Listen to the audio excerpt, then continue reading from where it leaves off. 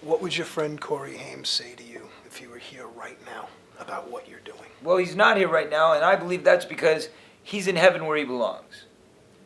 Prior to this, I'm not so sure. Okay. Prior to this, I think he may have been stuck in some kind of middle ground.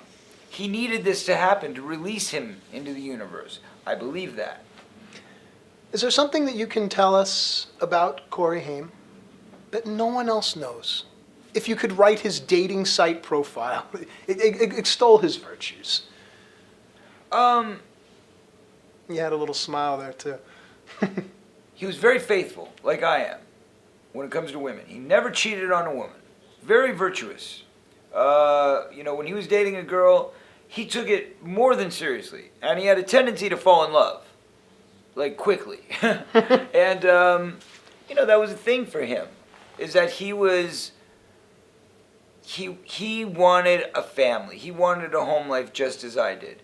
And maybe if he would have found that, maybe it would have, shed some light into new opportunities, new possibilities, new ways of living. Mm-hmm. That could have protected him so he didn't destroy himself to the point that he did.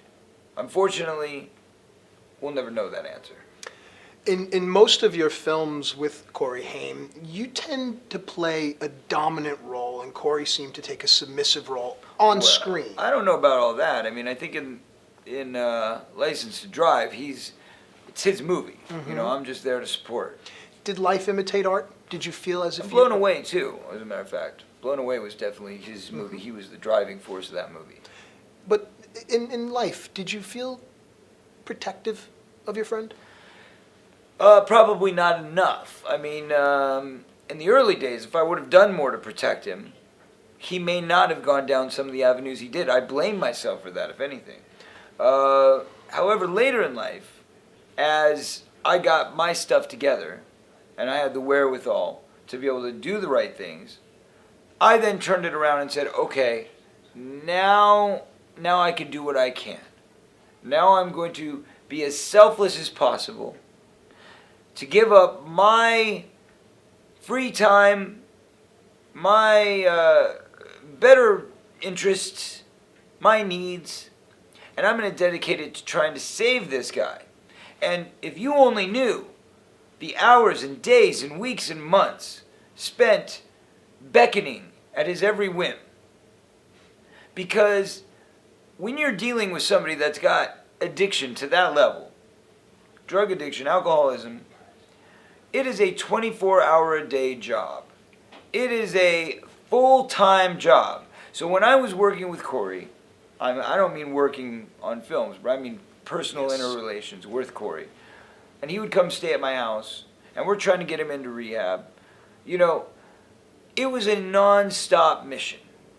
Day in and day out, over and over and over. From the moment you woke up to the moment you went to bed, your purpose in being there is to literally be there when he needs you, and even when he thinks he doesn't need you, still be there anyway.